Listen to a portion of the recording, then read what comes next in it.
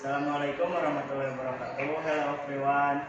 We are from group A. Introduce, my name Arya Maulana Al-Farizi. My name is Sarinur Aini. My name is Penny Raini. My name is Taufik Daya. Here we will global warming and the greenhouse effect.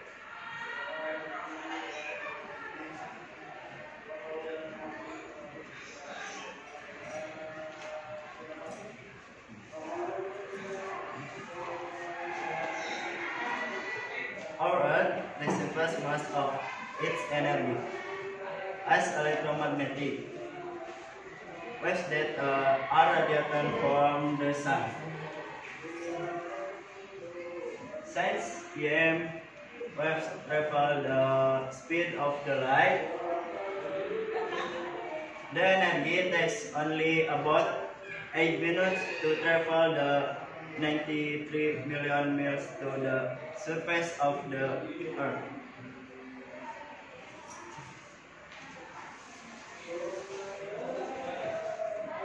From the phone and from electromagnetic spectrum, the sun emits minimally visible light with similar amounts of UV and DR radiation. The dominant visible light has a very short wavelength. This radiation does not interact with atmospheric gas and pass right to the Earth's surface. The Earth's surface absorbs the energy contained in visible light.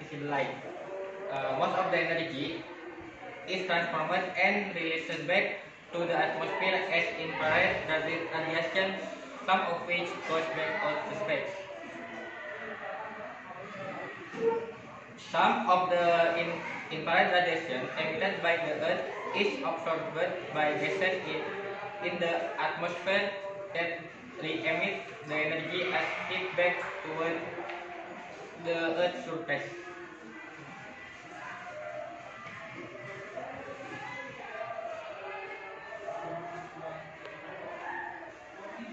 Three main gases in our atmosphere that contribute to the greenhouse effect are carbon dioxide, methane, and water.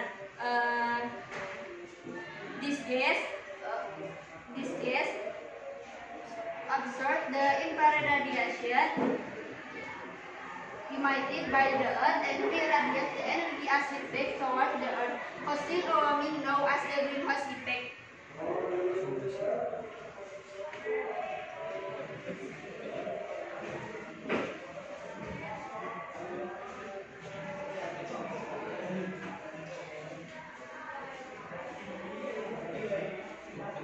Thank you for attention. Wassalamualaikum warahmatullahi wabarakatuh.